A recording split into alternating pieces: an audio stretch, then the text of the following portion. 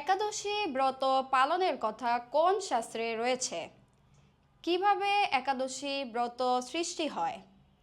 একাদশী ব্রত পালনে কি লাভ হয় এবং না করলে কি ক্ষতি হয়? কিভাবে একাদশী ব্রত পালন করব? হরে কৃষ্ণ।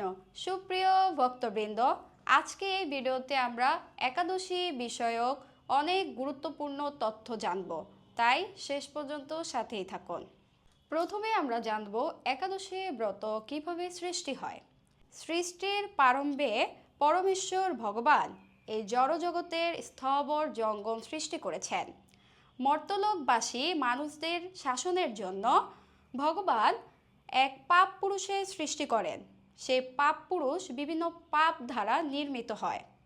পাপ পুরুষের মাথা ব্রহ্মহত্যা পাপ দ্বারা এবং পাপ পুরুষের দুই বাহু গোহত্যা পাপ দ্বারা, পাপ পুরুষের মুখ স্বর্ণ অপহরণ দ্বারা নির্মিত হয়। এভাবে বিভিন্ন পাপ দ্বারা পাপ পুরুষের সমস্ত শরীর নির্মিত হয়। পাপ পুরুষের ভয়ঙ্কর রূপ দর্শন করে ভগবান শ্রী বিষ্ণু মর্তের মানুষের কথা চিন্তা করতে লাগলেন। একদিন গরুরের পিঠে চড়ে ভগবান শ্রী বিষ্ণু যমরাজের মন্দিরে যাত্রা করলেন। যমালয়ে পৌঁছানোর পর যমরাজ ভগবান শ্রী বিষ্ণুকে উপযুক্ত স্বর্ণ সিংহাসনে বসিয়ে পাদ্য অর্ঘ্য বিভিন্ন উপাচার দ্বারা যথাবিধি পূজা অর্চনা করলেন। এক পর্যায়ে যমালয়ে যমরাজ এবং ভগবান শ্রী বিষ্ণু কথোপকথনে যুক্ত হলেন। যমরাজের সঙ্গে কথোপকথনকালে ভগবান দক্ষিণ দিক থেকে এক ধরনের আত্মক্রন্দন ধ্বনি শুনতে পেলেন। তখন ভগবান যমরাজকে প্রশ্ন করলেন, এই আত্মক্রন্দন ধ্বনি কেন?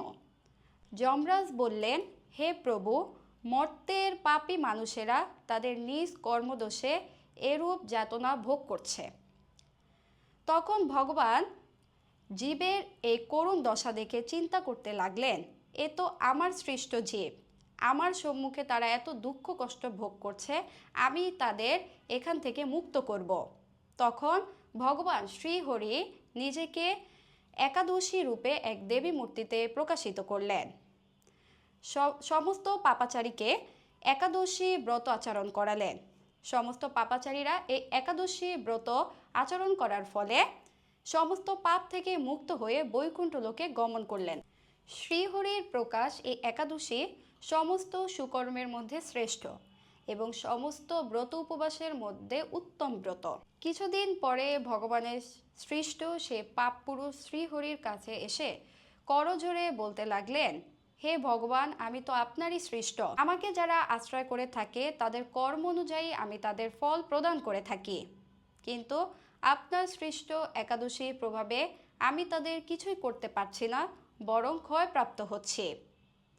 আমি স্বর্গ মর্ত্য পাতাল বন জঙ্গল পর্বত সমুদ্র কোথায় নির্ভয়ে থাকতে পারছি না, আপনি কৃপা করে আমাকে নির্ভয়ে থাকার একটি স্থান প্রদান করুন।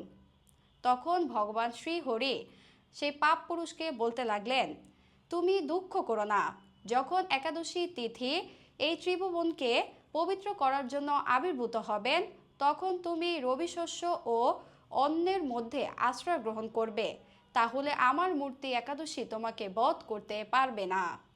আশা করি আপনারা বুঝতে পেরেছেন যে একাদশী ভগবানের থেকেই সৃষ্টি হয়েছে। ভগবান কর্তৃক সৃষ্ট এই একাদশী ব্রত পালনের ফলে সকল পাপী ব্যক্তি তাদের সর্বপাপ থেকে মুক্ত হয়ে ভগবানের ধাম বিষ্ণুলোক প্রাপ্ত হন। আবার যে সমস্ত ব্যক্তিরা এই একাদশী তিথিতে একাদশী ব্রত পালন না করে পঞ্চ রবিশস্য অর্থাৎ চাল ডাল গম ভুট্টা সরিষা ইত্যাদি খাদ্যদ্রব্য গ্রহণ করে, তারা বিভিন্ন পাপে জর্জরিত হয়ে নরক যাতনা ভোগ করে। তাই সকলের উচিত এই একাদশী ব্রত নিষ্ঠা ও ভক্তি সহকারে পালন করা। বৃহন্নারদীয় পুরাণ অধ্যায় 21 শ্লোক 2-এ বলা হয়েছে যে ব্রাহ্মণ ক্ষত্রিয় বৈশ্য শূদ্র এবং বিবাহিত স্ত্রীলোক ইহাদিগের মধ্যে যে কোনো ব্যক্তি হোক ভক্তিপূর্বক একাদশী ব্রত পালন করে মুক্তি লাভ করতে পারে। গর্গ সংহিতা অধ্যায় 61 শ্লোক 50-এ বলা হয়েছে, হে নৃপবর, গোধূমাদি, গম, আটা, ময়দা এবং অনুরূপ সর্ববিধ অন্ন রবিশস্য বর্জন করিয়া মানব একাদশীতে অন্তত ফলাহার করিবে। পদ্মপুরাণের উত্তরখণ্ডে বলা হয়েছে যে শুক্লা বা কৃষ্ণা একাদশীর বিশেষ কি বলিব, একাদশী মাত্রেই ভোজন বর্জনীয়। সকল বর্ণ ও সকল আশ্রম সকলেরই একাদশী শ্রেষ্ঠ উপাস্য। ভিডিওর এই পর্বে আমরা জানব একাদশী ব্রত কিভাবে পালন করবেন।